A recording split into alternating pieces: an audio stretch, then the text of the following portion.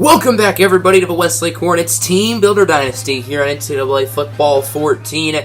As today, the Hornets return home for some Saturday night action. And the Westlake Hornets, ranked number 7 in the nation, have a non-conference battle here late in the season against the 2-7 Duke Blue Devils. Last week, Westlake headed up to Washington to take on the number 5 Huskies, who were undefeated at the time. However, the Hornets got the upset win, giving Washington their first loss of the year. And now that the Hornets are undefeated in conference play, they should be able to make the Pac-12 championship over Washington and potentially make their road to the national championship a little bit easier. This game, speaking of easier, will be a lot of that today for Westlake, as Duke has not had a very good year, and the 12th man has been in effect for Westlake. To put things in perspective, Peyton Curtis has never lost a home start. Westlake is on a 23-game home win streak. The last time they lost a home game was the home opener in Champ Britton's senior season, which was the year that the Westlake Hornets choked in the national championship versus Penn State. As Duke actually wins the coin toss, Westlake starts with the ball. What a weird start to this game. Rarely do we see Westlake starting out on offense. I mean, probably about 85% of the time, the coin lands on tails. This time was just an exception. And speaking of exceptions, here's the Hornet offense to start the game off. Curtis gets it to his favorite target this year, Nigel Wiggins, for a gain of 20. Wiggins leads the team in receiving touchdowns with 11, and he's definitely on pace to shatter the Westlake all-time receiving touchdown record for a career. Maybe he does it this year, even though he's only a junior. Wiggins has been a touchdown machine, especially these past few weeks, and Westlake has one of the top pass games in the country, one of the best quarterbacks in the country, junior Peyton Curtis, looking to throw it. He's going to go back up the middle for Wiggins again! One-handed snag for Nigel Wiggins. This time he gains 24. Have yourself a start to this game, Mr. Wiggins. Westlake entered this game being favored by 37.5 points. Yes, you heard that right. So this should be a very easy win for the Hornets, but plays like that won't help. Dante Savage loses 2. That's Brett Allen with the tackle. And Savage had lofty expectations this year, and it's not really his fault that he hasn't lived up to them. Just poor run blocking, I'd say. I would say run blocking is really the only key weakness on this football team. And other than that, Westlake is pretty much perfect. 3rd and 11. Curtis looking to throw it. He's going to go back to his favorite target. That's Nigel Wiggins again. Wiggins has a block, and he's in. Touchdown, Hornets. That'll tie the season record for receiving touchdowns in a season. And that'll be 12, tying, I believe, Everett Lemieux, who has that record. So Wiggins should easily break that record, considering Westlake probably has, assuming they make the conference championship, they'll have another 5 games left to play, including this one. So have yourself a start, Nigel Wiggins. Now here is the Duke offense. This is not one of the top units in college football by any means. Maybe if they had Zion at wide receiver, but other than that, not a great group. As Tony Blanchard, the back, loses 5 yards. Definitely not the start that the Blue Devils wanted.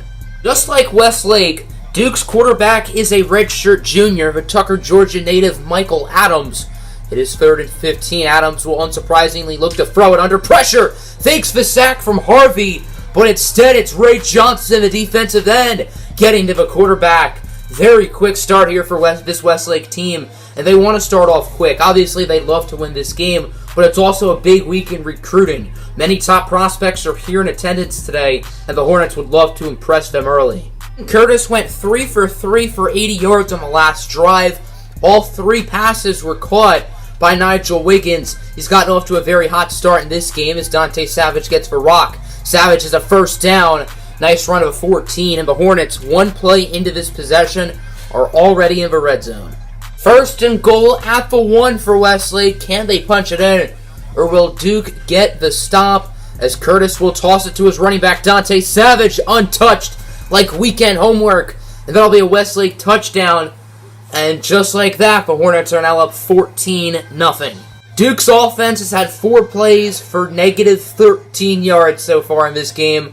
I expected this one to get ugly, but I didn't think it'd get ugly this quickly, as there's Tony Blanchard. He loses a yard, make that negative 14 yards of movement today. Owen Jackson with the tackle, and through 5 plays, Duke has not had 1 gain of positive yardage. Duke was actually able to get the first down, a 12-yard gain from Philip Simmons if a drive will continue. First down, a little bit halfway through the first quarter. Adams under pressure. Short pass for Blanchard. He runs out after losing 2. Tony Blanchard has 3 touches today for a total of -8 yards cumulative. We're 4 minutes into this game, and let's just say I wouldn't be surprised if we see the backups end by halfway through the third quarter for Westlake. Here's Adams on third down under pressure, and he's going to get it to Taylor, who only gains 11. Isaac Taylor had the first down. However, he runs out of bounds before the first down marker. Westlake is starting this drive with great field position as Sean Briggs with a nice punt return. Briggs also had a nice punt return early in this game, bringing the Hornets to the 29, which was the last possession. And here's Curtis taking a shot deep for a wide-open Noah Newton. The defense decided to just disregard him, and that'll be an easy touchdown for Westlake. The Edmonton, Canada native, with the long touchdown reception. And just like that, still 2.5 minutes left to go in the first. Hornets up by 3 scores. Just awful coverage from Duke. Just flat out terrible.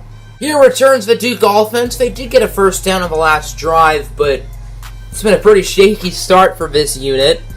As here is Michael Adams. He's going to fake the handoff, looking to throw it. Under pressure. He has an open man. That's Simmons with the catch, wrapped up by Sean Briggs, but not before gaining 40 yards on the reception. That play didn't look like it was 40 yards, but shoot, I'm sure Duke is more than fine with that. Duke now has it from about the 10-yard line. Maybe they'll be able to punch it in and put some points on the board.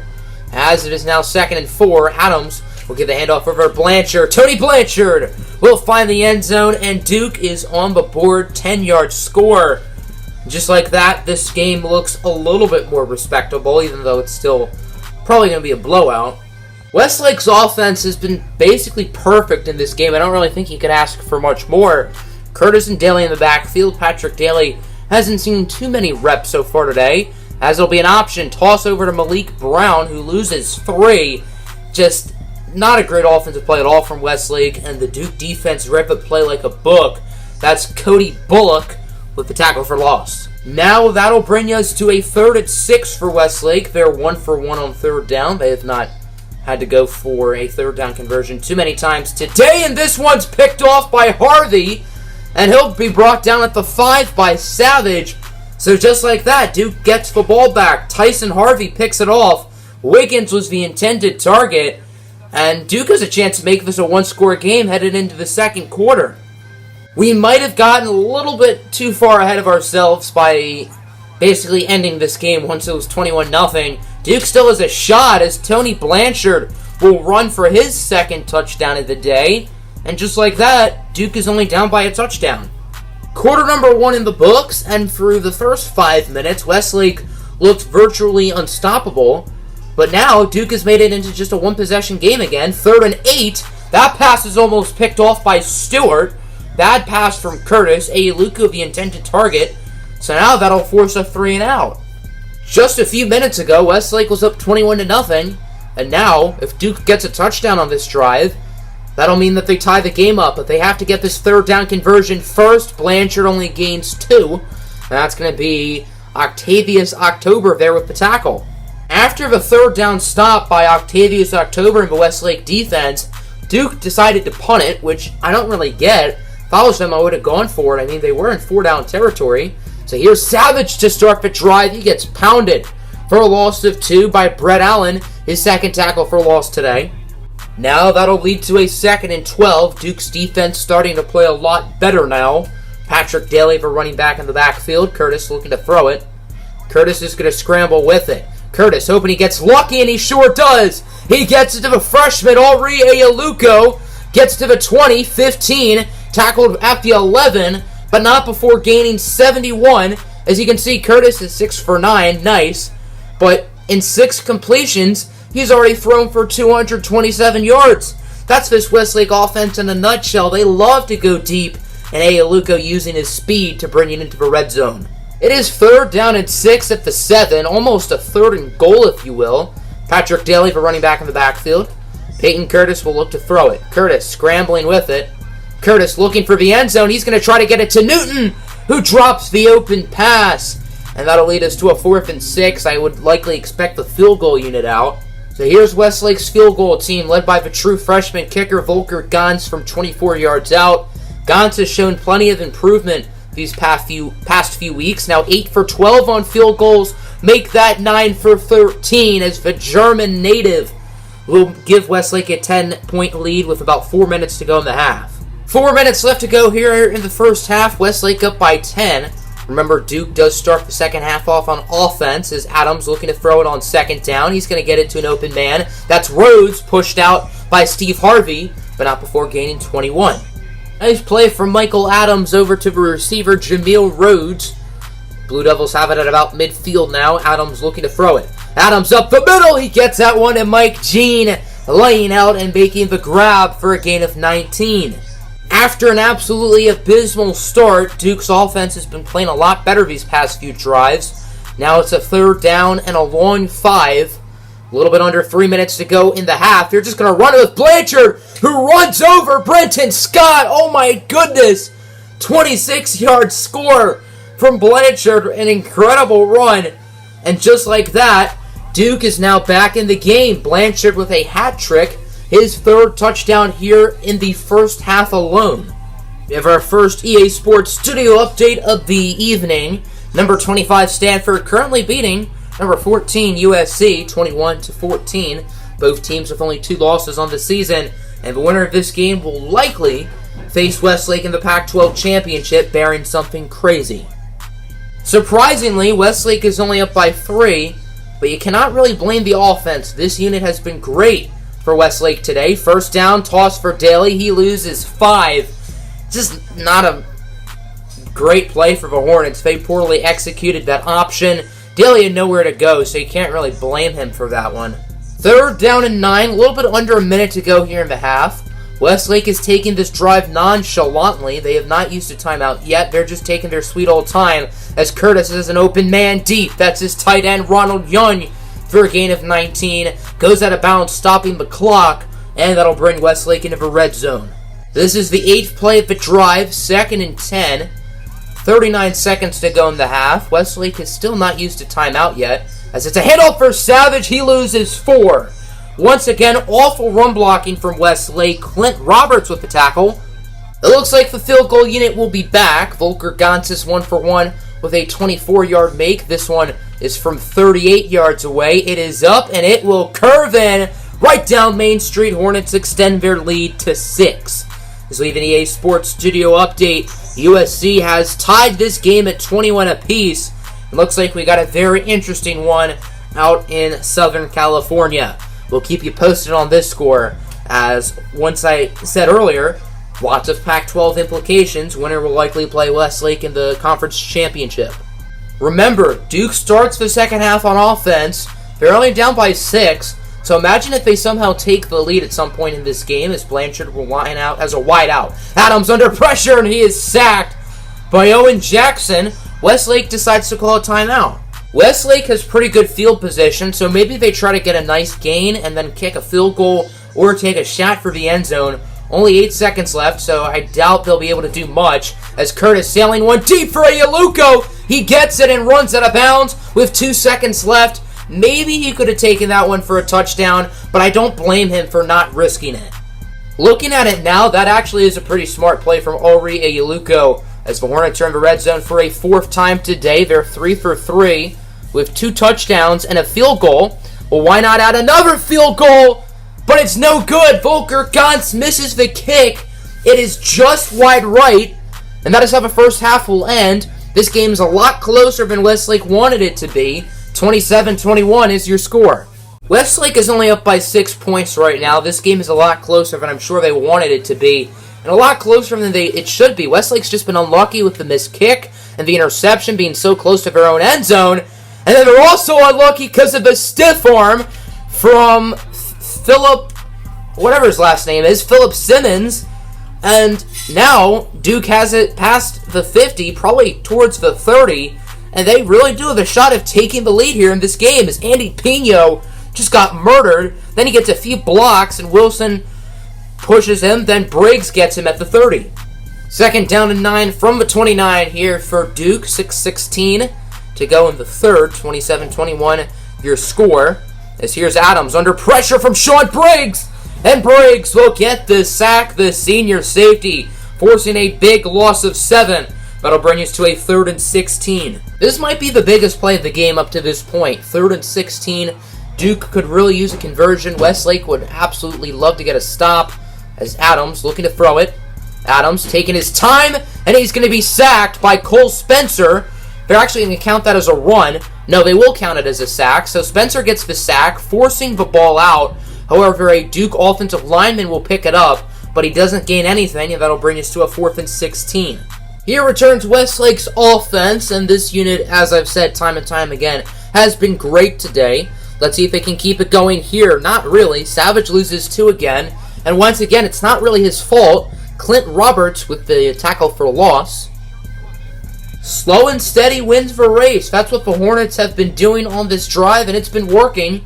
They're pretty close to the red zone. Savage will get the fake handoff. Curtis looking to throw it.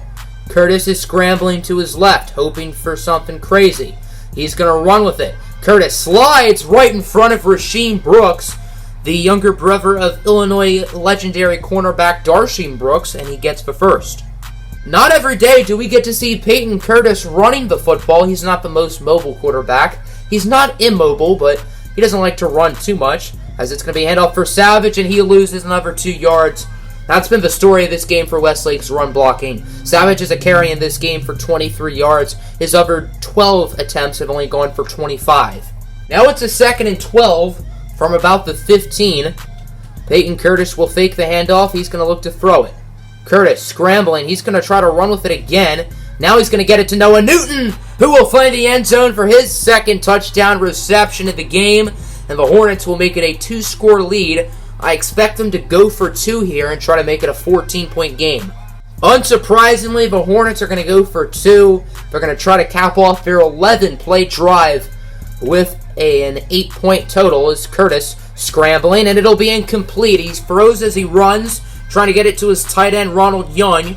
As we have an EA Sports Studio update, Stanford has added a touchdown, and they are now up 28-21. As we start the 4th quarter of that game, Donnie Scott with a pair of passing touchdowns. Champ Britton's younger brother, Kobe Britton, also with a score, but the Trojans currently down in the Coliseum. Wonder how this game will finish. Duke's offense started off well on the last drive, but after a pair of sacks from Owen Jackson and Cole Spencer, they had to punt it. Now they're down by 12 as Adams under pressure. That's a fumble forced by John Paul Patterson. And once again, an offensive lineman recovers it. Owen Jackson almost was able to pick up the football, but still an excellent sack from a redshirt freshman cornerback,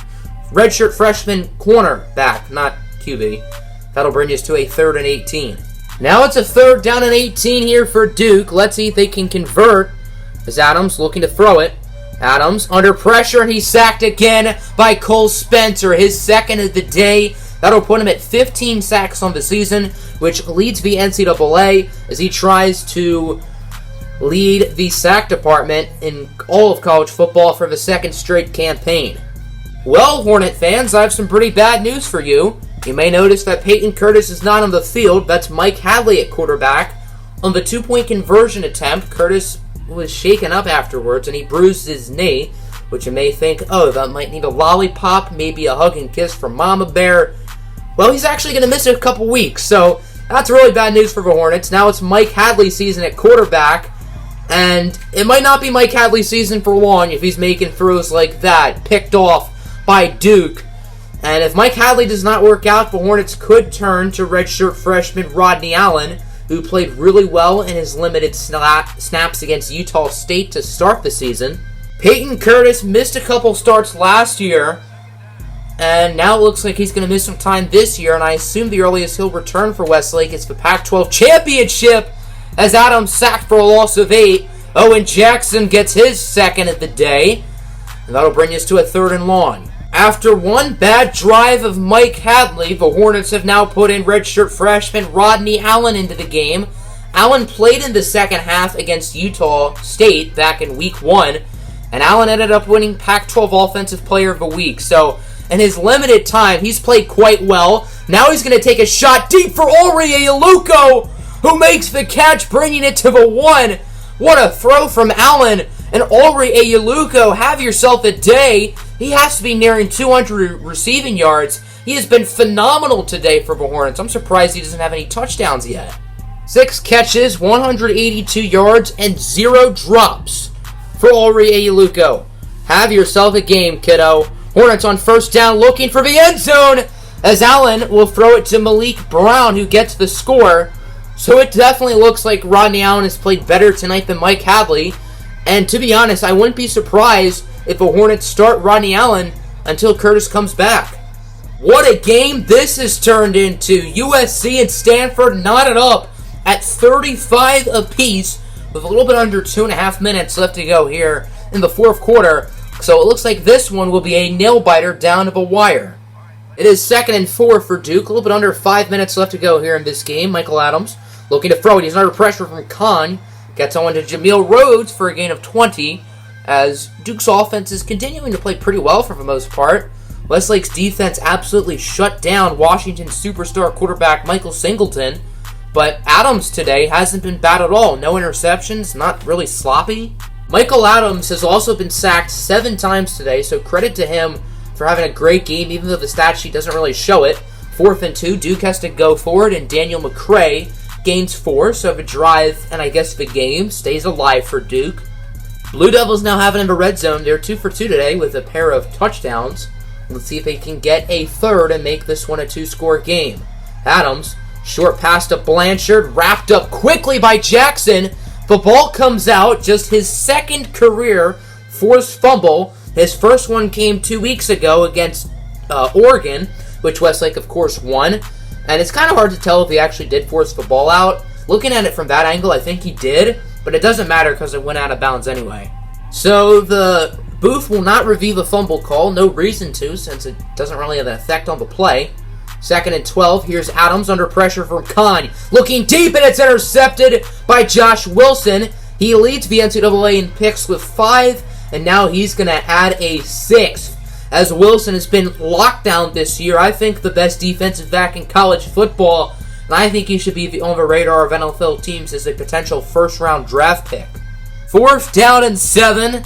Duke has no other choice but to go for it here, and I can't blame them as Adams is sacked again by Steve Harvey. So Adams goes down for an 8th time in this game and likely the last. Westlake just has to chew clock now and win this ball game. This will sound like a surprise to some, but I would honestly not be shocked at all if the Hornets roll with Rodney Allen next week. He's played a lot better in the short sample size he's had over Mike Hadley. Now 2nd and 6. Adams is intercepted by Rasheem Brooks. That's Darsheem's younger brother. So Westlake throws 3 interceptions in this game, all by different quarterbacks. And right as I was complimenting Rodney Allen, just an awful throw by him. Maybe Westlake does start Hadley, but nonetheless, regardless of who they start, it's definitely not going to be as good as Peyton Curtis. That absolutely awful interception from Rodney Allen may make Westlake rethink who they're going to start next week, and I'm really not sure who it's going to be. 3rd and 2, as Michael Adams is going to be sacked. John Paul Patterson and Owen Jackson both there with the play. So that'll bring it to a 4th and 10. Duke will have to go for it again. Duke decided not to go for it on 4th down and just end this game. Westlake gets the win 40-21. And after an extremely hot start, the Hornets sort of played sloppy the rest of the way, but it's still a nice win. However, with Peyton Curtis's injury, who will start next week, Rodney Allen or Mike Hadley? Neither looked particularly great this week. I'd say Adams looked a little bit better when he was in. And I'm curious to see if the Hornets want to go with the experienced backup at Hadley or the more high-ceiling player in Rodney Allen, who could be this team's starter down the line once Curtis graduates, and this could get him some early experience, which could certainly help him.